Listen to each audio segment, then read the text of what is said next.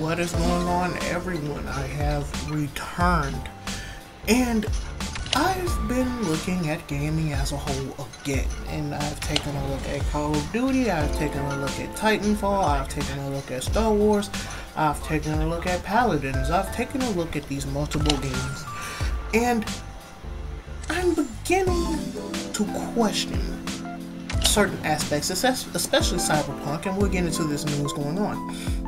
Now, there should be some not Call of Duty, Jesus. It should be some Star Wars Battlefront 2 gameplay in the background. Do not think this game is dead. If Call of Duty Cold War's too sweaty for you, go put on some Star Wars Battlefront 2, ladies and gentlemen. It is still a good game. It is amazing, and I highly recommend you go out and get it. If you like aerial combat, something Call of Duty Infinite Warfare severely missed. It had a perfect opportunity to do so, but it missed the mark by a mile. So by all means, if you want that action, that is Star Wars Battlefront 2 is the place to go. And I severely hope there is Star Wars Battlefront 3, hopefully, but that was always known as a cursed game. So who knows, it may reboot the franchise. Hopefully. They are missing some characters, and they are adding in new characters such as the Mandalorian. So hopefully they bring in the Mandalorian, the characters in there, along with Ahsoka Tano and Visage Ventress from the Clone Wars. I would prefer to see the Clone Wars selves. But let's move on from this. There is a revolution going on, and the Call of Duty community is leading that charge. They are the first ones stepping up. The Call of Duty commentary community has taken hold of some daring evidence and is looking at it, digesting it, and are focusing their efforts at the heart of Activision. What I am talking about again is, yes, the skill-based matchmaking. It is a terrible thing to add into these games, and I know to the rest of you are thinking, why should I care when I play Star Wars Battlefront, or I play Apex Legends or Titanfall? You need to understand Activision is a huge game. So let's take Overwatch. When Overwatch had the loot boxes, a lot of people were tending to copy that loot box system. I could be wrong, could have been another game with the first, I don't care. Now, a lot of people was copying that. So who's to say other companies will not look at what Activision is doing with skill-based matchmaking and will try to use that to their advantage? I know there is a minimum of skill-based matchmaking when it comes to the matchmaking, but it should not be as high as it is. And therefore, if companies are looking at this and they believe, oh, okay, if we move the level up from 3 all the way to 11, then by all means we could make more money, which would ruin your experience going forward. And the Call of Duty community, the commentary community, has called out Chains Feed, and even Korean Savage decided to step up and admitted it that he was reverse boosting.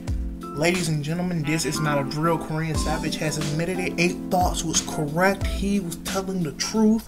I believed it. I watched him making the jokes, and I was just like, yeah, I kind of got that feeling.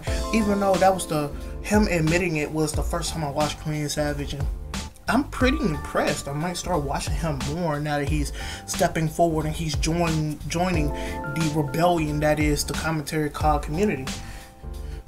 Well, I wouldn't say possibly joining. I know Chains Feed has stated his support for it, and Blame Truth has stated something that I stand behind. I would say 50-50, because it comes with the content. Call of Duty new season is going to be coming up really soon, and they're going to have the Battle Pass, and a lot of the Battle Pass has a lot of content, but that content also comes freely, which that free content should have been in the game already, because the content that was inside the game at its base was very dry and almost non-existent.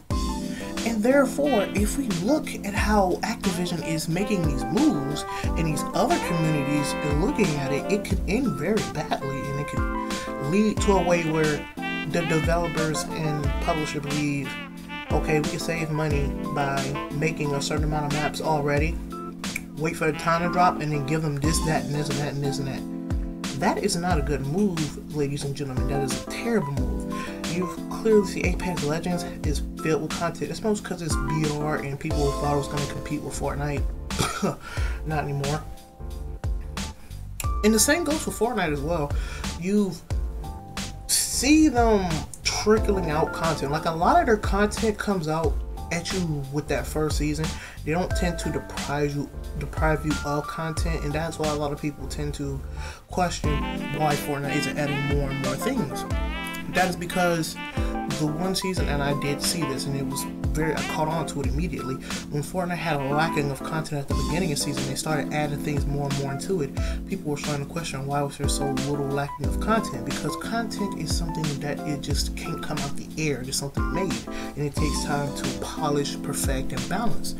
Therefore, they have to either hold things back or get it all done and give it to you at first, and the rest of the season is boring. So I somewhat do understand the mindset of holding back content, but it is still a disservice to your players to do so.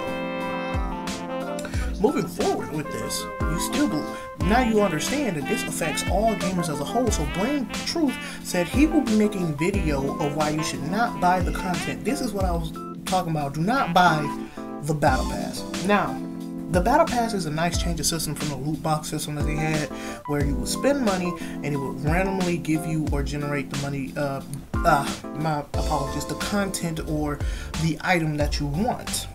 And you would have a chance of winning. That does not mean you would have the opportunity to get it. That means you wouldn't have a certainty of getting it. That's why they have moved over from the loot box system to the bundle system, where you clearly see everything that you will get. And once you make that purchase, it is yours to keep. And I like this system. And we have seen countries around the world beginning to take a stand against this loot box systems because it is seen as gambling, which is true. You are gambling with your money to see if you will get the content, aka the item, aka little Timmy wants the shiny new gun. I do agree with Blame Truth that we should withhold money for Activision to make them understand that skill-based matchmaking should not be like this. It should be dialed back considerably.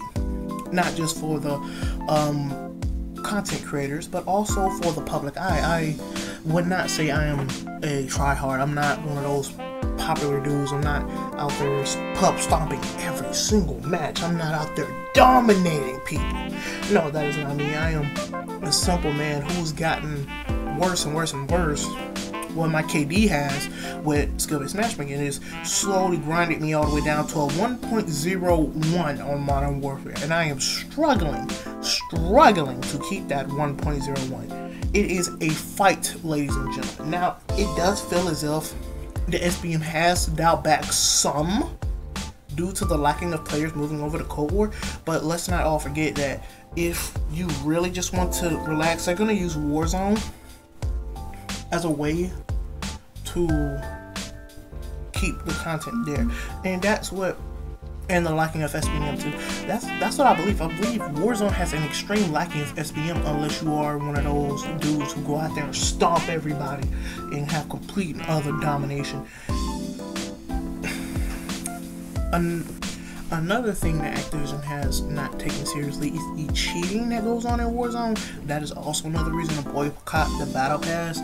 So I'm starting to see this Tea Party or this resistance or the revolution is coming, and it's coming in fast. A lot of the big name YouTubers and Twitch streamers have seen this, and some who are staying quiet understand that there's a reason for skill-based matchmaking is to protect the casuals, and the hardcore dude can't fight each other out, but reverse boosting at the same time will ruin their experience. So if you are reverse boosting, you are actually helping the revolution, and even if you're not reverse boosting, you are still helping the revolution.